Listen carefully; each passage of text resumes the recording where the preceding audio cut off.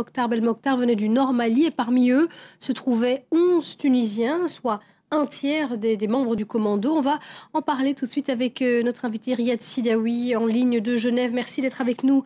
Vous êtes directeur du Centre arabe des recherches et d'analyse. Alors 11 Tunisiens, ça fait beaucoup. Est-ce que ça vous surprend ou est-ce que ça reflète finalement ce pourcentage croissant de Tunisiens dans ces groupes islamistes du Sahel ?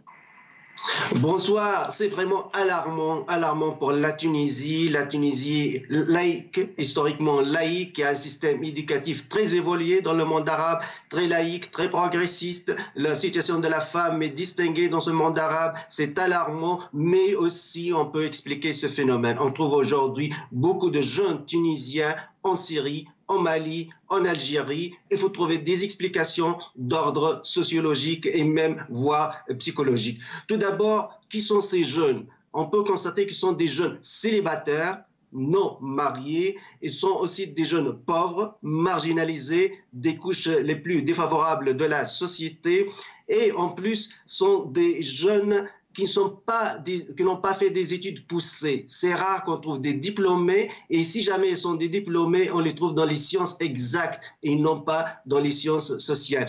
Ajoutons à ce phénomène aussi, c'est l'argent. Ces jeunes aussi sont des aventuriers, ces chômeurs sont des aventuriers. Ils cherchent l'aventure, ils cherchent l'argent, ils cherchent une petite fortune. Et un facteur de plus, c'est le facteur culturel religieux.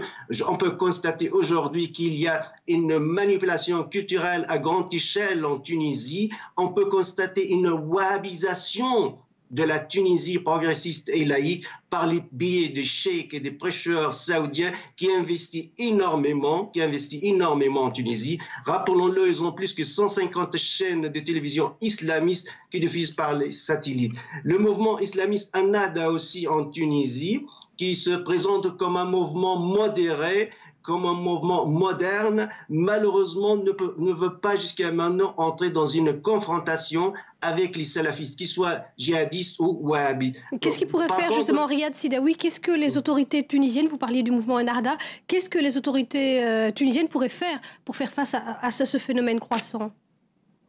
C'est très dangereux ce que je veux dire.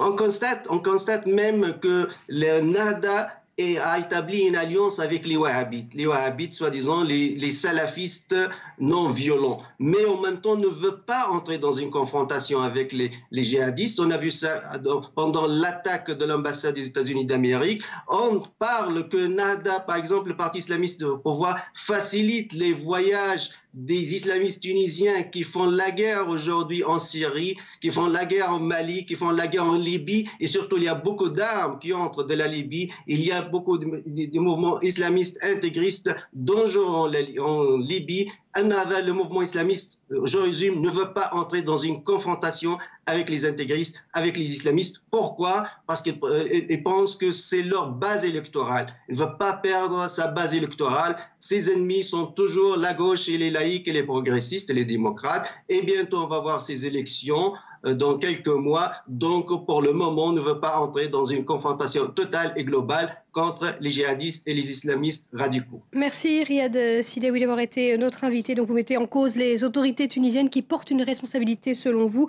On laissera évidemment ces autorités tunisiennes répondre éventuellement dans nos prochaines éditions. Le gouvernement malien l'a annoncé ce soir. Il prolonge l'état d'urgence pour 3 mois. Ce lundi, 2 villes ont été reprises par l'armée malienne et par les soldats français, Douentza et Diabali, cette localité de l'ouest du pays prise par les islamistes il y a un peu plus d'une semaine, juste après le début de l'opération française. Nos envoyés spéciaux, Julien Sauvaget et Mathieu Mabin, ont pu se rendre sur place.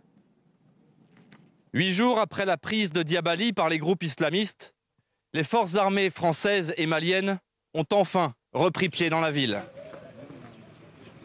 Une conquête sans combat, à coups de frappe aérienne seulement. Les islamistes avaient fui la ville 4 jours avant l'arrivée des militaires. Nous sommes ici dans ce qui reste de la base militaire de Diabali. En s'emparant de cette caserne, les islamistes venus du nord ont trouvé tout ce dont ils avaient besoin. Des vivres bien sûr, mais aussi des munitions, des armes et du carburant. Dans l'armurerie détruite par une frappe aérienne française, les râteliers à fusil ont été pillés. À en croire ces munitions qui jonchent le sol, les islamistes ont eu le temps d'embarquer tout ce dont ils avaient besoin. Tout est saboté, tout est brûlé partout. Donc on va attendre l'autorité. Ce qu'il y a lieu de faire maintenant. Même la soute à carburant et la pharmacie ont été visitées. Avant d'abandonner leur caserne, l'armée malienne a été totalement débordée par les islamistes. Et quand bien même l'armée malienne aurait voulu se défendre, c'était tout bonnement impossible. Autour de ce qui est pourtant une base militaire, pas de mur d'enceinte, pas de mirador, pas de poste de combat. Un véritable supermarché des armes en libre service. Ceux-là n'ont pas eu le temps d'emporter leur butin. Même cachés sous ces arbres, les avions français les ont trouvés. Une note discordante à noter au sein de la communauté internationale. Le président égyptien Mohamed Morsi s'est prononcé ce lundi contre l'intervention au Mali. Toute intervention doit être pacifique.